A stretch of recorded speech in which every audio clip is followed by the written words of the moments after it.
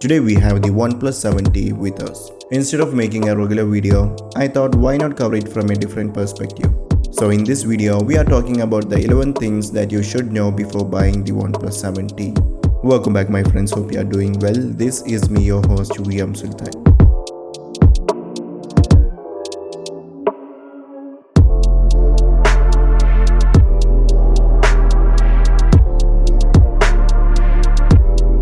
This time OnePlus went with a long box with just their black and red color combination. Inside the box we get the usual letter from Pete, 3 nice looking stickers, some paperwork, and some more paperwork. Then we get the device itself. Let's keep it aside for a moment. Behind that is the rubber case, which is nice, a SIM ejector tool, Type-C cable, and a 30-watt warp charger. The charger adapter is a fast charger, which also did come with the OnePlus 7 Pro 2. That's a good move. But there is no Type-C to 3.5 or Type-C to micro USB dongle included, as well as there is no Type-C earphones. And yes, you need to buy it all separately. The price of OnePlus devices starts from $29,999, that is about $450 for the OnePlus 7. 37,999 INR, that is $550 for OnePlus 7T, and 44,990 INR, which is about $650 for the OnePlus 7 Pro, all of which is for the base variant.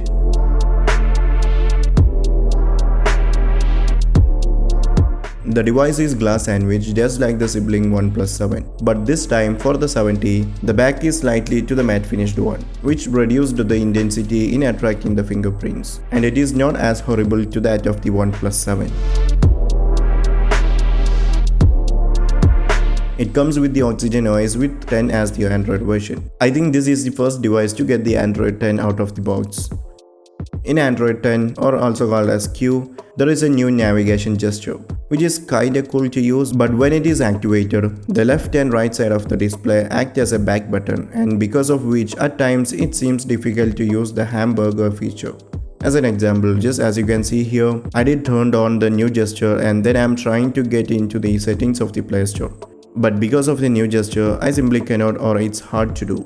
Which of course can be fixed by a software update, or definitely you can switch over to the old navigation gesture itself. Just a thing to make a note on it.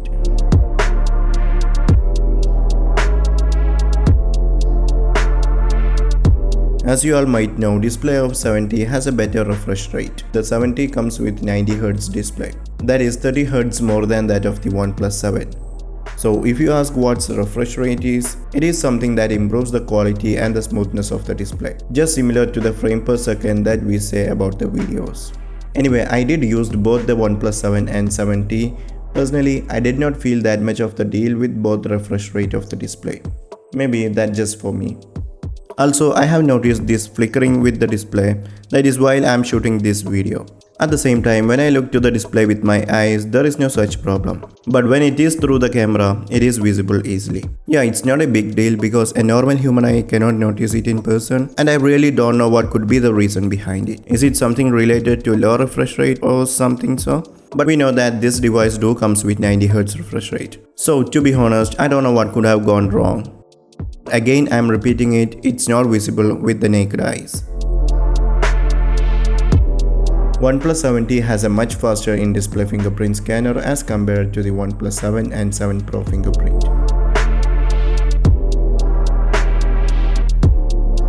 OnePlus 7T comes with no headphone jack. Instead, you have to use the Type-C earphones. And as I said earlier, dongles are also not included in the box. Apart from that, the device has no dedicated LED notification nor the dedicated slot for the micro SD card.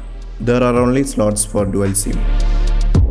OnePlus 7T has the front-facing stereo speakers just like the predecessor 7. But the 7T speaker is slightly better and much louder than that of the OnePlus 7. The thing is that the speaker of OnePlus 7 itself are impressive, so you don't want to worry about the 7Ts. As the device is running on the Oxygen OS, you can never go wrong with the UI experience.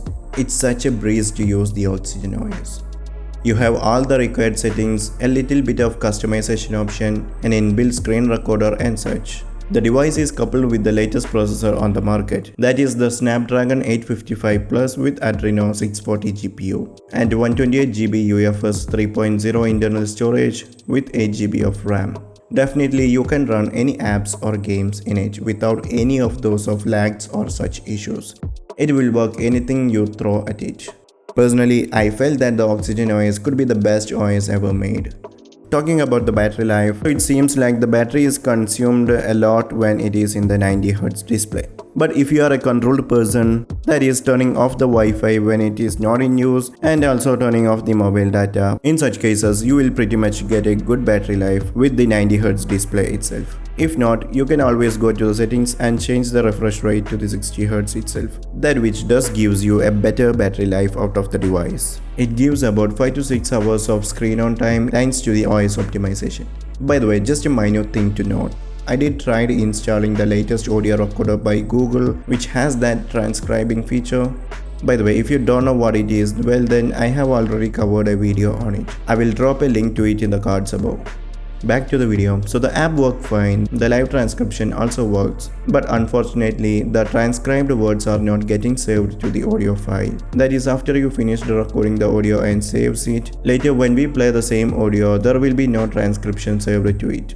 So I did a little search through the internet and found that almost all the OnePlus users are experiencing the same issue. I don't know what could be the issue or what could be its fix, but there is that.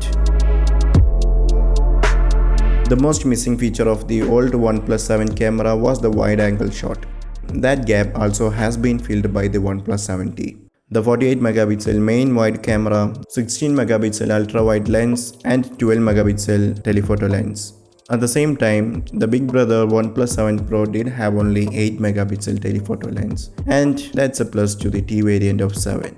So the picture coming out of these lens has a similar quality to that of the OnePlus 7. Yes, it's slightly oversaturated pictures, but it is great. But I wish the colors could be more natural.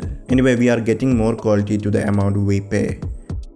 The difference or the upgradation for the 70's camera is that now we can record 720p up to 960fps, which was 480fps for the OnePlus 7.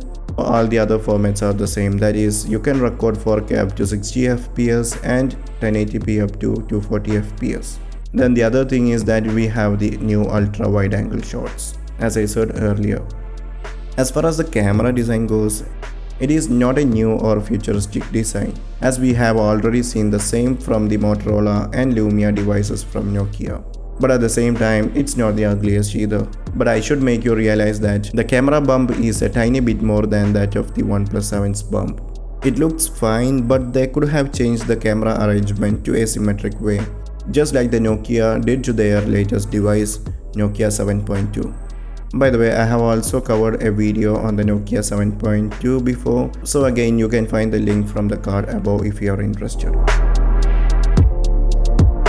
The OnePlus 7T is very well built. Of course, it's made of glass. Gorilla Glass sits in front and back but feels steady enough and premium on our hands. And the sides are wrapped with aluminium. The only fragile area is around the big circle camera, as there is a big hole in the glass, and because of it I feel like it will be the first area to get broken. Also, I am responsible to tell you that I made that assumption by referring this video from Jerry Rig Everything, where he has done a clear-cut durability test of the same. I will be providing the link to his video in the description below.